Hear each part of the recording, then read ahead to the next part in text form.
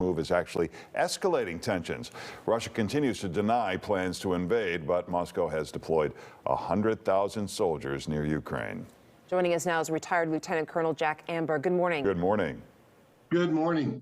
We're talking about 100,000 troops near the Ukrainian border. Diplomatic talks seem to have accomplished little. What do you think the U.S.'s next step should be?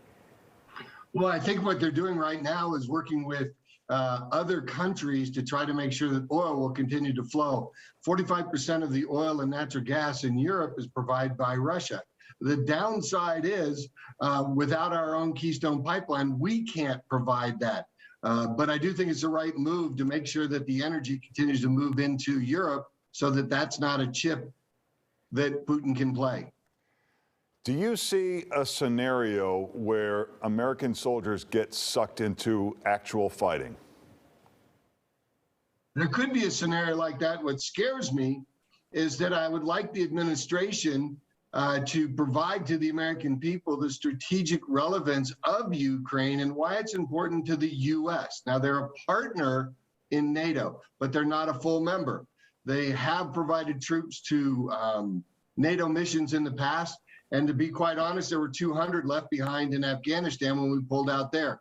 So what's the strategic need for U.S. to commit troops to Ukraine? Explain that, get the American people's support. And then, yes, something like that with the American people's support would be fine.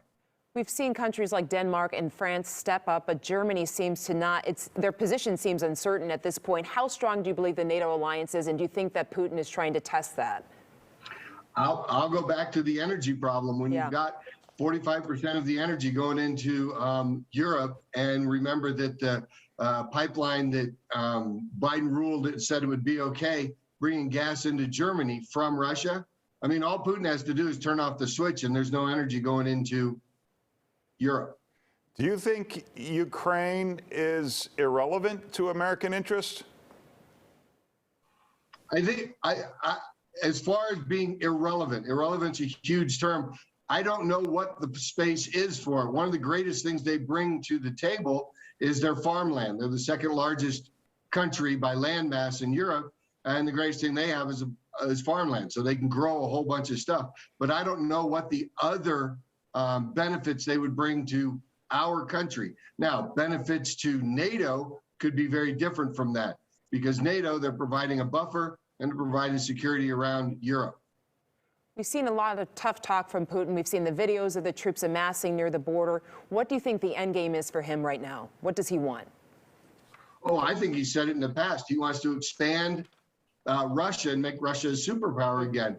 Interestingly enough, he has stated that Ukraine wants to be Russian. There was a census done in 2001, and 17.3% of Ukrainians identified as Russian. So I'm not sure, exactly what Ukraine wants to be, but from that census, they're not identifying as Russian.